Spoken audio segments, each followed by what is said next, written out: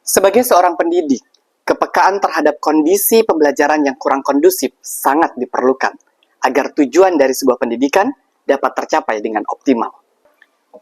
Pembelajaran mendalam hadir sebagai salah satu pendekatan yang bisa digunakan untuk mengatasi proses kegiatan pembelajaran yang masih kurang kondusif.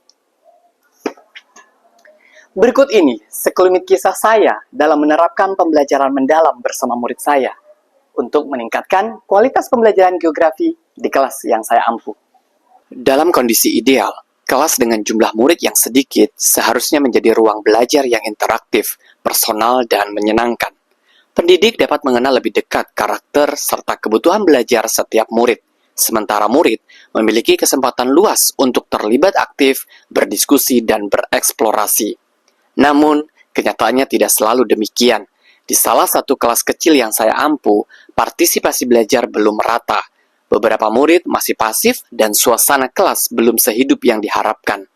Artinya, jumlah murid yang sedikit tidak otomatis menjamin kualitas pembelajaran yang lebih baik. Kondisi yang demikian seolah mengaminkan hasil rapor pendidikan SMA Negeri 2 Sambas tahun 2025 yang menunjukkan bahwa kualitas pembelajaran masih perlu ditingkatkan. Hasil wawancara dengan murid, tantangan belajar mereka juga dipengaruhi oleh jadwal belajar yang berlangsung pada jam ke-8 hingga ke-10, saat energi mereka mulai menurun.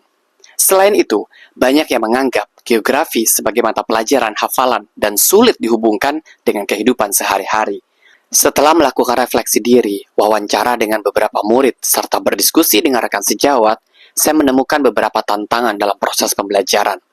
Di antaranya, partisipasi dan motivasi belajar murid yang masih rendah, kegiatan belajar yang cenderung monoton dan berfokus pada hafalan, serta belum optimalnya pemanfaatan teknologi dan sumber belajar. Dari hasil identifikasi tersebut, saya menyimpulkan bahwa tantangan utama terletak pada bagaimana menciptakan pembelajaran yang lebih hidup dan bermakna.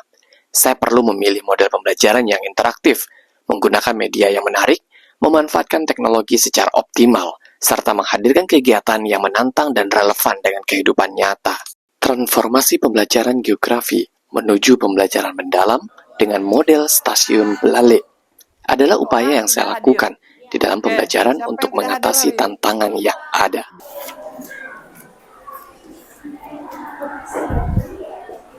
Pintarkan ekspresi kalian, apa yang sedang kalian rasakan saat ini.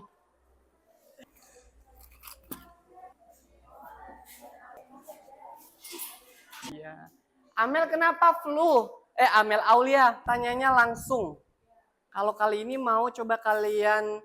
Setelah bertanya kabar dan meng-cross-check kehadiran murid, pembelajaran dilanjutkan dengan asesmen awal. Ini adalah asesmen awal untuk kita memulai proses pembelajaran hari ini. Jadi dengan adanya asesmen awal ini, kita sama-sama bisa mengukur seperti yang sudah ada di layar. Kita hari ini akan mengupas sama-sama tentang konsep penataan ruang. Gitu ya. Jadi kalau dengar kata istilah tata ruang, artinya kita akan belajar tentang apa? Menyusun ruang. Menata ruang. Nah, tapi kalau mau sederhananya, ibaratnya rumah kalian nggak ditata dengan baik, atau kelas ini tidak disusun dengan baik. Apa kira-kira yang terjadi? Boleh angkat tangan. Ya, Adam. Berantakan. Apa? Merusak suasana.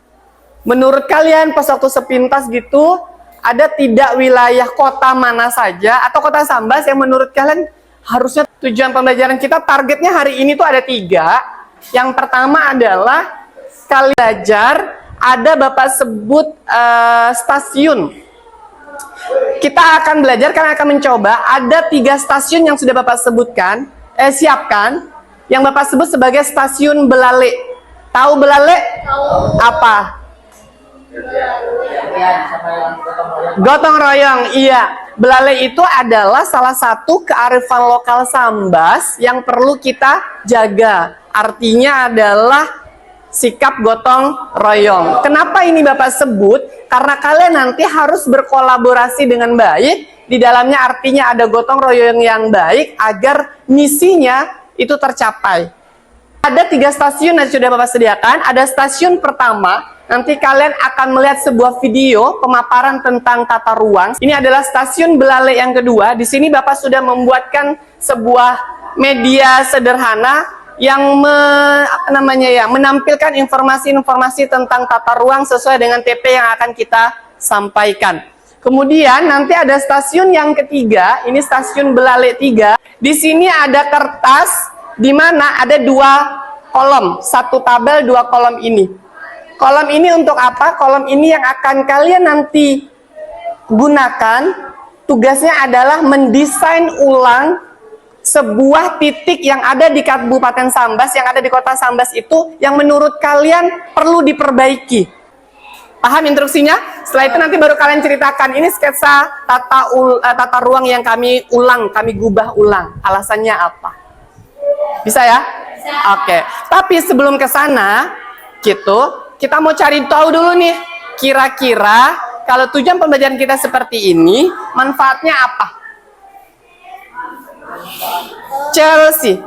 Kita lebih tahu di mana-mana aja titik yang perlu diperbaiki. Betul. Tuh, nanti kita akan kehadiran salah seorang pegawai dari Bapeda Kabupaten Sambas, bagian tata ruang kota. Jadi kita akan dapat informasi bagaimana sih konsep ataupun tata ruang di Kabupaten Sambas. Gitu. Kata Sambas, badannya Setelah guru tamu berbagi informasi tentang konsep tata ruang Kabupaten Sambas, beberapa murid menyampaikan informasi apa saja yang telah ia pahami. Selain belajar bersama guru tamu, dalam proses memahami ini, murid akan dipertebal pemahaman konsepnya ketika melakukan station rotation. Terdapat 3 stasiun yang diberi nama Stasiun Belale. Di Stasiun Belale 1 dan 2, murid akan memperoleh pengalaman belajar memahami. Sedangkan di Stasiun Belale ketiga, murid akan mengaplikasikan apa yang telah dipahaminya. Di Stasiun Belale 3 ini, mereka akan menata ulang salah satu bagian wilayah yang ada di Kabupaten Sambas.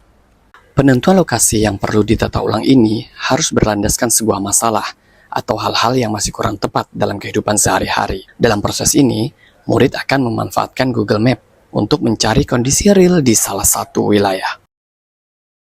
Nah, jadi ini jalanan yang sebelum nih. Yang sebelum ini kan catnya ini udah hilang ya, cat garis panjangnya udah hilang. Terus ini kita bakal mengangkat ya Langsung ya Kak Dedeng jadi Nah, untuk selanjutnya, masing-masing kelompok akan mempresentasikan apa yang sudah didiskusikan, apa yang sudah didesain ulang dari sejarah ini kami kumpulkan ke satu tempat, yaitu di tempat keraton. Nah, persimpangan Sungai Besak atau JSSB. Misalnya kan orang dari simpang situ nama saya terprosok di bagian Y. Oke. Ya. Jadi ini berdasarkan pengalaman pribadi ya. Bisa mengurangi kemacetan. Iya. Baik, untuk selanjutnya silakan buka WA grupnya. Bapak sudah kirim salah satu tautan. Mari kita sama-sama merefleksi, terutama kalian setelah memperoleh materi ini.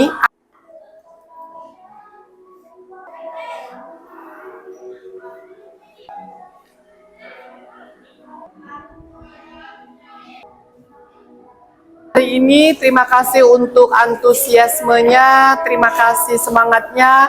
Sampai ketemu kita di minggu depan dengan pembelajaran geografi di materi yang berikutnya. Hati-hati di jalan. Assalamualaikum warahmatullahi wabarakatuh. Kami merasa pembelajaran kali ini terasa sangat bermakna karena kami diminta untuk mengamati dan menganalisis tempat tinggal kami.